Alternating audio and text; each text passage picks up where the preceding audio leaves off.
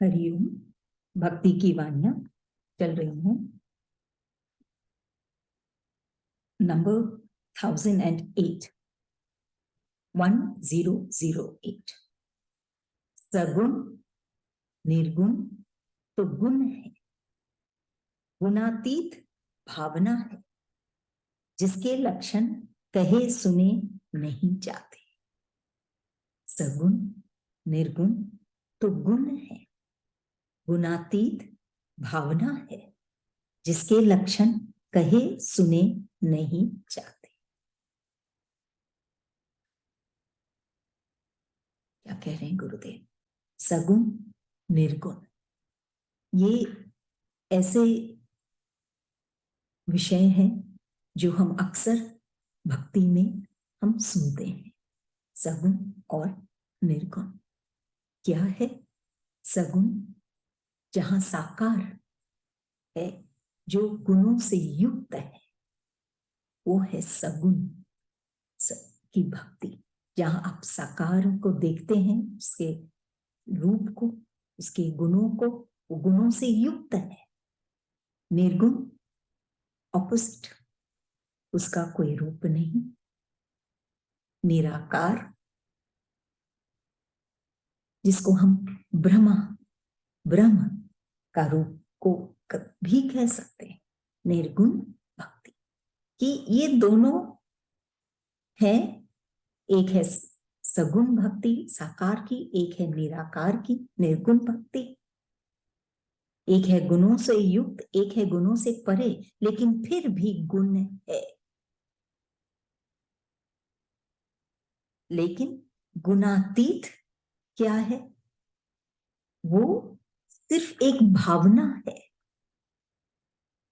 कोई एक देव या ब्रह्म या ईश्वर नहीं है, सिर्फ एक भावना है जो अनुभव किया जा सकता है। क्योंकि साकार रूप में भी हम निराकार को पा सकते हैं। राम के अंदर भी हम वो ब्रह्म को पा सकते हैं। सब फिर भी कहीं ना कहीं गुणों से युक्त है, लेकिन गुणातीत वो है जो किसी एक से जुड़ा नहीं, बल्कि एक भावना है, जिसके लक्षण कहे सुने नहीं जाते। कि क्या है ये भाव, इसके जो लक्षण है, कि कैसे हम कह सकते हैं कि ये भाव है, जो हम सगुण और निर्गुण में कह सकते कि ये राम है, कि ये ब्रह्मा है। निराकार होकर भी हम कह सकते हैं, लेकिन क्योंकि वो साकार रूप भी लेता है।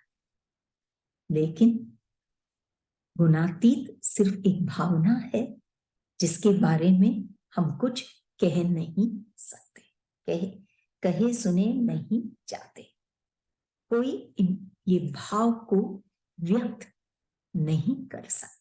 ये गुणों से बहुत दूर कुछ, सिर्फ एक भाव है जो हर एक में मौजूद है। ये वो है कि जब ये चैतन्य है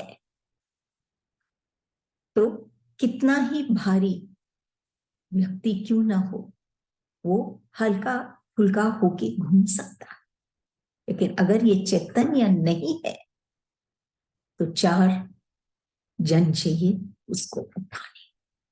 ये चैतन्य, ये भाव, ये वही है जो उसको हल्का फुल्का करके उसकी कीमत बढ़ाता है।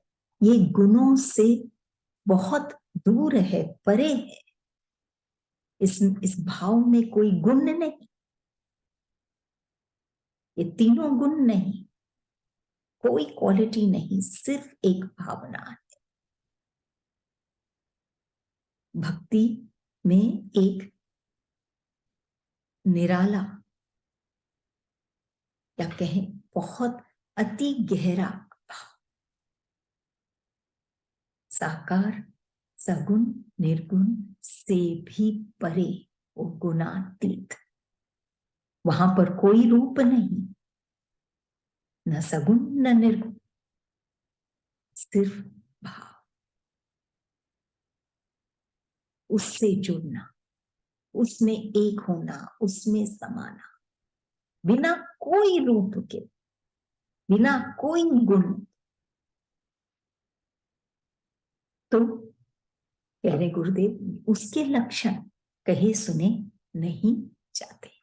जितना पकता है तभी खुशबू आती।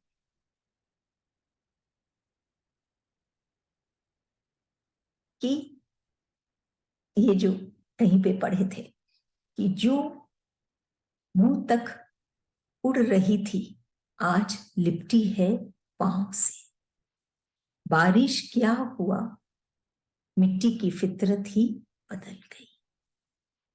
कि ये जो बारिश आई उससे ये मिट्टी की फितरत जो उड़ने की है वो बदली गई और लिपट गई पांव से।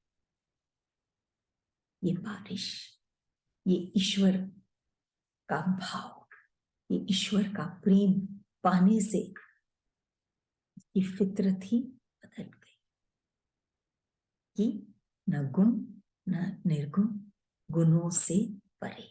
एक ऐसे समभाव में, एक ऐसे भाव में जहां एक क्या कहें, कंप्लीट निर्वाण की अवस्था है। ना कोई हलचल, ना कुछ, ना कोई जुड़ने की। जुड़ गया तो फिर और कुछ बाकी नहीं रहता। ये है भाव। और वो सिर्फ एक से नहीं होता, चाहे वो निर्गुण हो। भाव हर एक में है, सब जगह है, ये पूरे ब्रह्मांड में। गुणातीत भावना है। ये जो भावना है, गुणातीत भावना है, जिसके लक्षण कहे सुने नहीं जाते। कि ये जो गुणों से परे है वो तो सिर्फ एक भावना। अगली वाणी 1009। भूख नींद कहां गई, अर्थ की अर्थी पर। तेरी भूख नींद कहां गई, प्रिय की याद में। भूख नींद लक्षण है मनुष्य के। भूख भी है, नींद भी है, हर एक जन्म में या जिसमें भी चेतनता है। लेकिन यहां हम बात कर रहे हैं, गुरुदेव कह रहे हैं कि वो भूख और नींद कहां गई, मनुष्य की अर्थ की अर्थी पर। कि वो इस अर्थ धन को पाने के लिए उसकी भूख और नींद खत्म हो गई। दिन रात उसकी यही चेष्टा रहती है कि कैसे वो इस धन को कमा पाए, जिससे वो इतना क्या कहें हताश हो जाता है कि न वो सो पाता है और न ही वो कुछ खा पाता है। भूख ही नहीं लगती, बस वो इसी धन को कमाने में ही उलझा हुआ है। और तेरी भूख नींद कहां गई, ये है उस भक्त की बात। ये मनुष्य की आम संसार में जो है उसकी बात। और अब भक्त की बात कि तेरी भूख और नींद कहां गई, कि वो भी नहीं सो पाता है और उसकी भूख भी मिट जाती है। दोनों की यही अवस्था है, लेकिन फिर भी अंतर है दोनों की अवस्था में। उसकी उसके भूख जो मनुष्य है वो तो बोझिल हो जाता है, क्योंकि उसकी भूख और नींद गायब हो जाती है तो वो थक जाता है। लेकिन वो भक्त की भी भूख और नींद गायब हो जाता है, हो जाती है, लेकिन वो प्रिय की गोद में सुकून से रहता है। कहाँ गई? प्रिय की गोद में। उसका जीवन, उसका हर एक कार्य उस प्रिय के प्रति, हर चीज प्रिय के लिए, ईश्वर के लिए, ईश्वर से जुड़ा जो रहता है, तो वो उसकी भी भूख नींद कम हो जाती है, लेकिन उसको आनंद मिलता है। और जो मनुष्य है वो थक जाता है, कष्ट पाता है, ये अर्थ की कमाई। और यहां वो कमाता है प्रिय की का प्रेम।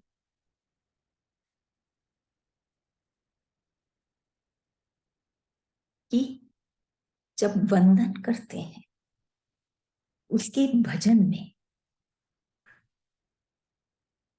बहुत वजन है। ये विश्व के जो भजन है उससे वो भारी है, अनोखा है, कि उसके मन को हल्का फुल्का कर देता है। प्रिय की याद में उसकी जो स्थिति बनती है वो है अद्भुत।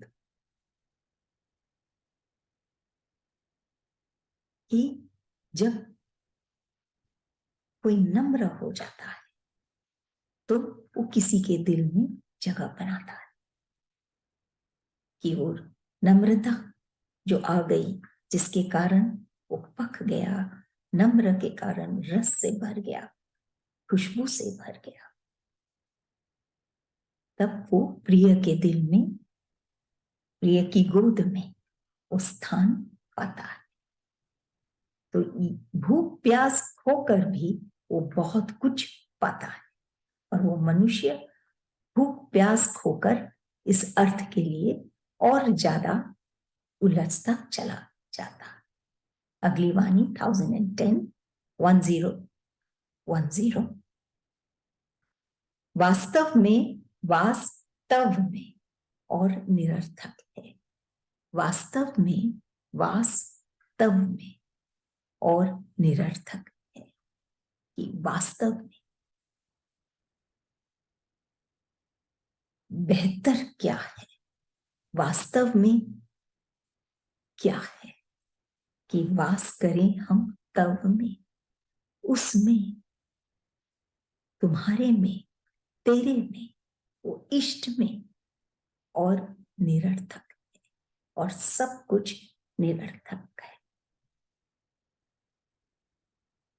दुख की ये बात है कि जो मनुष्य आता है इस संसार में, वो सिर्फ अपने आप में ही फंसा रहता है, इस तन में ही फंसा रहता है, इसकी देख रेख में, इसकी सजावट में, इसके खिलाने पिलाने में, इसी में लगा रहता है। और ईश्वर को भूलने के कारण वो कष्ट पाता रहता है। गुरुदेव कह रहे हैं वास्तव में उसी में वास करना चाहिए, न कि इस संसार में, इस तन में। वास्तव में ईश्वर में ही, इष्ट में ही हम वास करें तो हम कभी भ्रमित न होंगे, कभी थकेंगे नहीं, और वो आनंद पाएंगे जो सुख से भी बढ़कर है। जैसे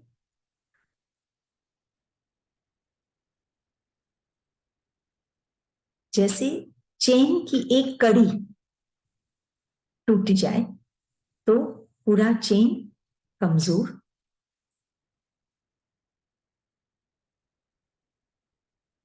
तो पूरा चेन कमजोर हो जाता है।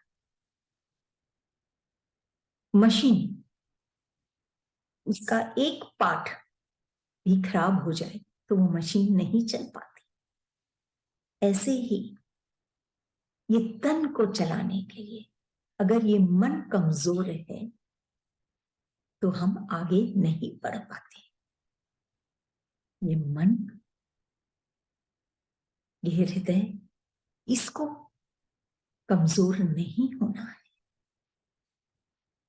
इसमें ताकत जरूरी है कि भक्त ताकतवर बने। वास्तव में और ये तब होता है जब वो इष्ट में वास करता है, उधर ही रहता है, न कि इस संसार में। वास्तव में जब वो प्रभु के चरणों में, प्रभु की गोद में, प्रभु के हृदय में जब वो अपने आप को पाता है, महसूस करता है अपने इष्ट को, तब उसका जीवन सुंदर बनता है और सब निरर्थक है। ये बात गुरुदेव कह रहे हैं कि और सब कुछ और किसी में भी वास करना निरर्थक है, क्योंकि हम वो नहीं पाएंगे जिसके लिए हम इस संसार में आए हैं, ये तन पाए हैं, वो सार्थक नहीं होगा। दर्द शरीर को हो सकता है, लेकिन दुख तो अंतर की बात है, अंतःकरण में होता है। जब तक ये अंतःकरण में वो सुकून और वो आनंद नहीं होगा, शोर रहित होगा, तब तक हम आनंद नहीं पाएंगे, तो ईश्वर को नहीं पाएंगे। वास्तव में वास्तव में और निरर्थक है।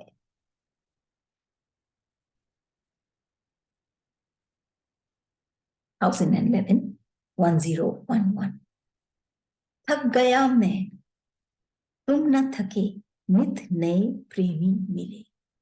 थक गया मैं, तुम न थके, नित नए प्रेमी मिले। रेलवे स्टेशन पे हम देखते हैं कि वो जो डिब्बा है, जब तक वो इंजन से नहीं जुड़ता तब तक उसकी कोई कीमत नहीं, वो ट्रेन नहीं बनता, सिर्फ एक डिब्बा होता है। इंजन से जुड़ा तो सार्थक हुआ। ऐसे ही ये मनुष्य जब तक ईश्वर से नहीं जुड़ता तब तक उसकी कोई कीमत नहीं, कोई भाव नहीं। क्यों? क्योंकि ईश्वर से जब वो जुड़ता है तब वो अपने आप को जानता है, अपने इस भीतर में निहित ताकत को जानता है, जो आनंद और प्रेम के कारण वो पाता है। नहीं तो वो एक शव है, शिव नहीं। रॉन्ग आइडेंटिफिकेशन, कि वो अपने आप को जो आइडेंटिफाई करता है इस तन से कि मैं सो एंड सो हूं, इससे अहंकार आता है। और अगर वो आइडेंटिफाई करता है अपने कार्य से कि ये कार्य हम करना है, ये कार्य हम कर रहे हैं, तो उसके अंदर कर्तापन आ जाता है। तो ये है कंप्लीटली रॉन्ग आइडेंटिफिकेशन कि वो कौन है और कर्ता कौन है। ये गलत फहमी, ये भ्रम में जो डूब जाता है वो थक जाता है। थक गया मैं, आइडेंटिफाई नहीं किया अपने आप को, जाना नहीं अपने आप, सिर्फ ये नाम और ये जाना अपना, जो उसका आइडेंटिफिकेशन नहीं, जो उसको सिर्फ अहंकार और कर्तापन के बोझ में दबाता है। थक गया, जो हम रोज अनुभव भी करते हैं कि इसके कारण ही मनुष्य थका हुआ है। तुम न थके, लेकिन एक संत है जो नहीं थकता है। एक है भक्त, एक है मनुष्य, उसके बाद है भक्त, फिर है संत और फिर है ईश्वर।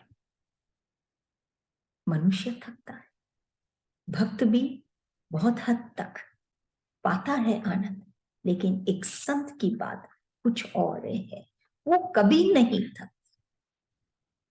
नित नए प्रेमी मिले, क्योंकि वो अब ईश्वर के सबसे करीब है, ईश्वर से जो जुड़ा है, उसका प्रेम अद्भुत है कि जो भी उसके पास जाता है वो प्रेम महसूस करता है, वो खुद प्रेमी बनता है, और कोई के पास वो भी किसी के भी निकट जाता है या कोई उसके पास आता है तो वो सब उस प्रेम को का अनुभव करते हैं।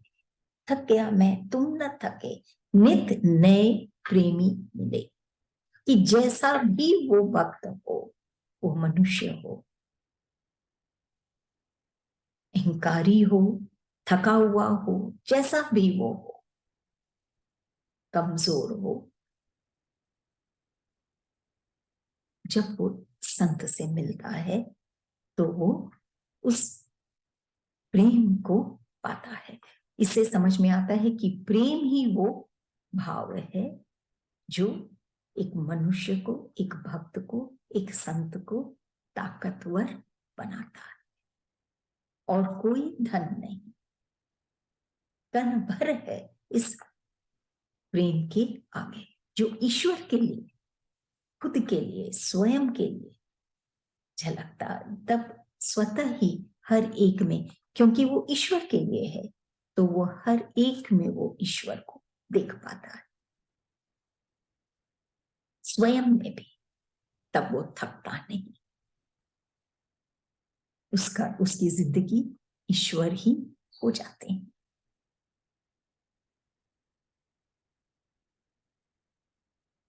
अपमान करे ये मर्जी दूसरे की, अपमानित हो ये तो स्वयं पर है कि वो अपमानित नहीं हो।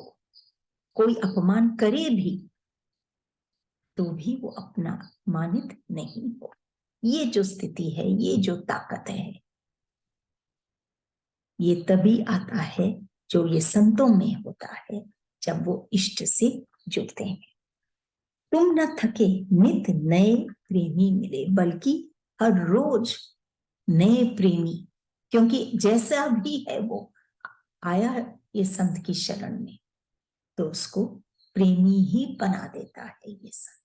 उसके हृदय में भी ये प्यार, ये प्रेम भर देता है कि वो भी प्रेमी बन जाता है और अनेकों को भी प्रेमी बनाता है।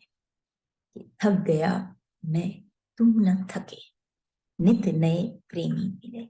ये एक जो डिफरेंस आया कि वो थक गया और ये थका नहीं, इसीलिए कि ये अपने इष्ट से जुड़ा है, उसका जीवन, जिंदगी ही इष्ट है, उसके भीतर में सिर्फ ईश्वर और ईश्वर के भाव है, जिससे वो इतना स्ट्रांग हो गया है कि वो कभी थकता नहीं।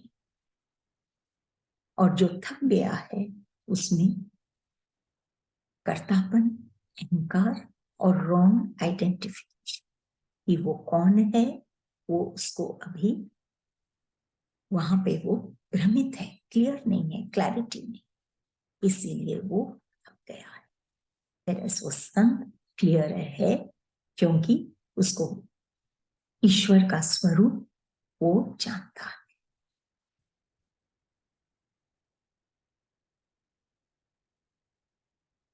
प्रेम एक ऐसी चीज है जो प्रतिदिन बढ़ती है, कभी घटती नहीं, बढ़ती चली जाती है। प्यास और तृप्ति दोनों इस प्रेम में बनी रहती है, प्यास भी और तृप्ति भी। तभी अनोखा है, ये खास है, ये विशेष है, ये ताकतवर है, ये प्रेम। अगली वाणी 1012 1012। तुम्हें तुम्हें अमर किया इन प्रेमियों ने, तुम्हें अमर किया इन प्रेमियों ने। क्या कह रहे हैं गुरुदेव? तुम्हें किसे? ईश्वर को अमर किया, अमर जो था, है और हमेशा रहेगा। मनुष्य तो समय विशेष के लिए आता है और फिर ये तन तिरोहित हो जाता है। अमर तो ईश्वर है और ईश्वर के प्रेम तुम्हें अमर किया इन प्रेमियों ने, कि अगर ये प्रेमी नहीं होते, ये संत नहीं होते जो ईश्वर के प्रेमी है, ईश्वर को कौन याद करता, कैसे याद करता, कौन जानता, कौन पाता, कौन मिलता, कौन खिलता। ये संत ही है जो ये मनुष्य को या भक्तों को ईश्वर से जोड़ता है और ईश्वर को अमर बनाता है। तुम्हें अमर बनाया इन प्रेमियों ने। ईश्वर हमेशा थे, हैं और रहेंगे, लेकिन कौन जानता है, कौन, किसने देखा है ईश्वर को, किसने जाना है ईश्वर को। लेकिन एक संत ही है जो अज्ञेय रूप ईश्वर का, वो कहते हैं कि अज्ञेय है लेकिन फिर भी जाना जा सकता है, अदृश्य है फिर भी देखा जा सकता है। अमर बनाया प्रेमियों ने, क्योंकि ईश्वर अनोखा है, होकर भी दिखता नहीं, अनोखा एक संत ही है जो देख पाता है और उसी के कारण, वही प्रेमी के कारण आज ईश्वर अमर है कि अनेक जन और ईश्वर का आभास पा सकते हैं।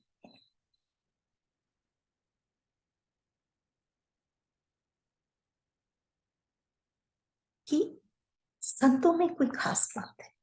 खुद के लिए जब कोई तपता है तो हम कहते हैं ताप,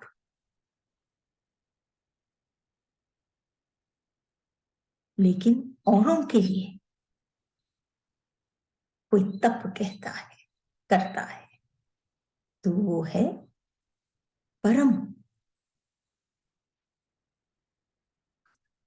औरों के लिए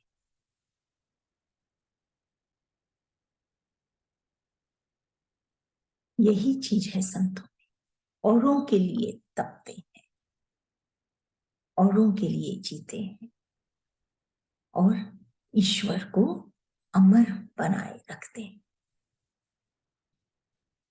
नहीं तो ईश्वर जिसके कारण ये सारा संसार है, उसी को नहीं जानेंगे तो फिर जीवन में आना ही निरर्थक है। कैसे खिलेंगे? उससे जुड़ेंगे तो महकेंगे। एक ये संत है जो ईश्वर को अमर बनाते हैं।